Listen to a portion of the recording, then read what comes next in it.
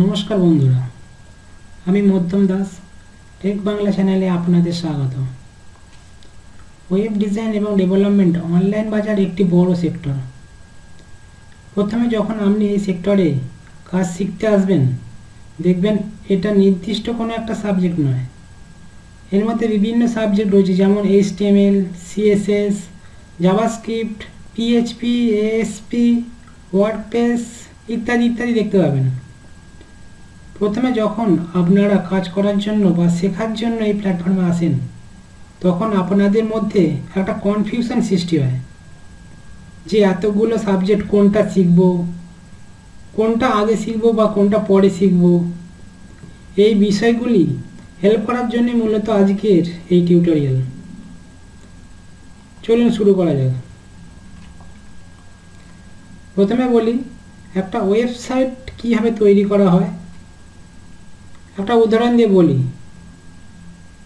ধরুন একটা বিল্ডিং তৈরি হবে। বিল্ডিংটা করার আগে একটা ডিজাইন করতে হয়। বিল্ডিংটার মধ্যে কোথায় কি হবে, কোথায় কি থাকবে, বিল্ডিংটা দেখতে কেমন হবে ইত্যাদি ইত্যাদি।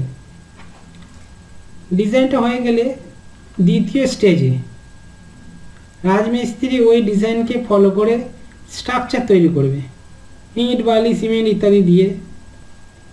স্ট্রাকচার তৈরি হয়ে গেলে সর্বশেষে বিল্ডিংয়ের ভেতরের বা বাইরের কাজগুলো করা হয়, যেমন প্লাস্টার করা, দরজা জানালা করা ইত্যাদি ইত্যাদি। কাজগুলো করার পর বিল্ডিংটা তো ফিনিশ করা হয়। তার মানে কি হলো, এখানে তিনটে স্টেপে বিল্ডিংটা কমপ্লিট হলো। যেমন প্রথম স্টেপে ডিজাইন তৈরি হলো, দ্বিতীয় স্টেপে স্ট্রাকচার তৈরি হলো, তৃতীয় স্টেপে বসবাস করার উপযোগী তৈরি করা হলো। আমরা ওয়েবসাইট তৈরি অনেকটা এরকমভাবেই করে থাকি। প্রথমে যে ওয়েবসাইটটা তৈরি করব তার একটা ছবি তৈরি করা হয়। ওয়েবসাইট তৈরি করার জন্য যে ছবিটা লাগবে সেটা হলো PSD ছবি। এটা ফটোশপ দিয়ে তৈরি করা হয়। এই ছবিটা আপনি নিজেও করতে পারেন অথবা অন্য কাউকে দিয়ে করিয়ে নিতেও পারেন। এই PSD ছবিটা হয়ে গেলে আমাদের স্টেপ শেষ, ফার্স্ট স্টেপ শেষ। সেকেন্ড স্টেজে আমরা এই PSD ফাইলটাকে কোডিংয়ের মাধ্যমে ডিজাইন করে মেন স্ট্রাকচার তৈরি করব। এবার হবে থার্ড স্টেপে আমরা যা করব এটা ওয়েব ডেভেলপমেন্ট। এখানে ওয়েবসাইটটা বিভিন্ন ডাইনামিক কাজ করতে পারে বা পরিবর্তন হতে পারে। ধরুন আপনি ওয়েবসাইটটি তৈরি করেছেন অন্য কারোর জন্য, যার জন্য করেছেন যদি সে কোডিং না জানে তাহলে সে কীভাবে ব্যবহার করবে, সেই জন্য ডাইনামিক করা হয়, যাতে ওয়েবসাইটের মালিক বাড়ি কিংবা যে কোনো জায়গায় ব্যবহার করতে পারে বা এডিট করতে পারে। ওভারঅল একটা ওয়েবসাইট তৈরি তিনটি ধাপে করা হয়। প্রথম ধাপ হচ্ছে ডিজাইন তৈরি বা PSD ফাইল তৈরি। দ্বিতীয় ধাপ PSD ফাইল থেকে কোডিং রূপান্তর বা স্ট্রাকচার তৈরি। এই দ্বিতীয় ধাপকে ওয়েব ডিজাইন বলা হয়। তৃতীয় ধাপে সাইটটিকে ডাইনামিক বা সচল করা হয়, এটাকে বলা হয় ওয়েব ডেভেলপমেন্ট।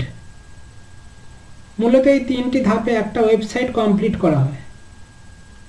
যারা নতুন তারা অবশ্যই এটা বুঝতে পারছে যে তিনটি ধাপে একটা ওয়েবসাইট করা হয়, মানে একটা ওয়েবসাইটের পিছনে তিনটি লোক কাজ করে।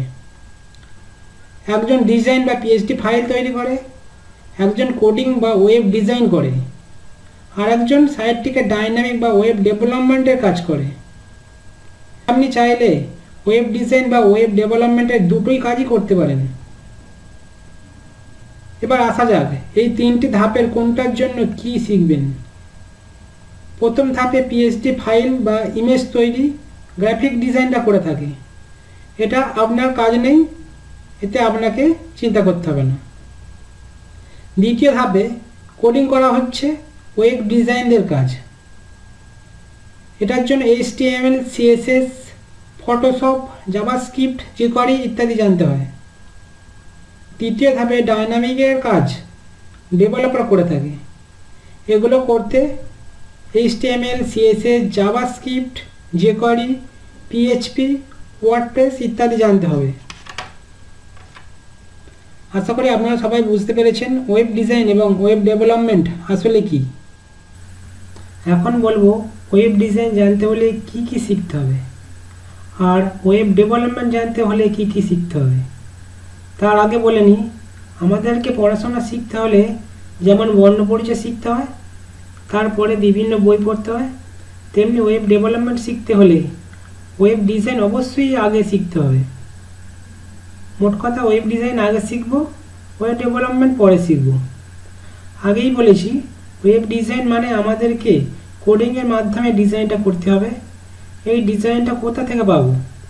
এই ডিজাইনটা বা পিএইচডি ফাইলটা আপনাকে কেউ প্রোভাইড করতে পারে, অথবা আপনি নিজের মন থেকে ডিজাইনটা বানাতে পারেন। যাই হোক না কেন, এই পিএইচডি ফাইলটিকে অনুসরণ করে আমাদের কোডিং করতে হবে।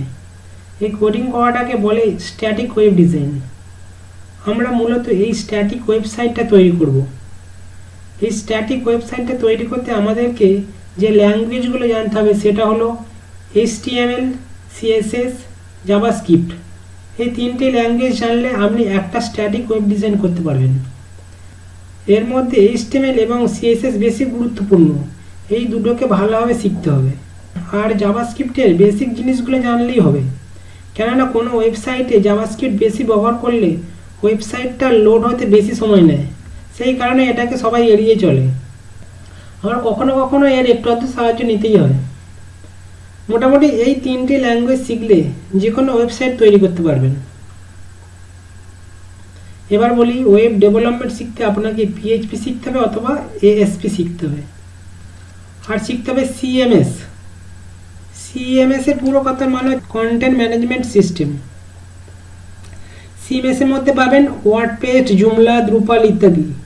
এর মধ্যে যে কোনো একটা শিখতে হবে, তবে ওয়ার্ডপ্রেস বেশি প্রচলিত।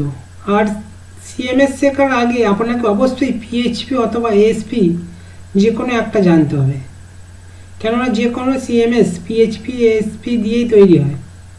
আপনি ওয়েব ডিজাইন শিখুন বা ওয়েব ডেভেলপমেন্ট শিখুন, আপনাকে HTML, CSS শিখতেই হবে, কেননা এই দুটো ল্যাঙ্গুয়েজ ছাড়া কোনো কিছুই সম্ভব নয়।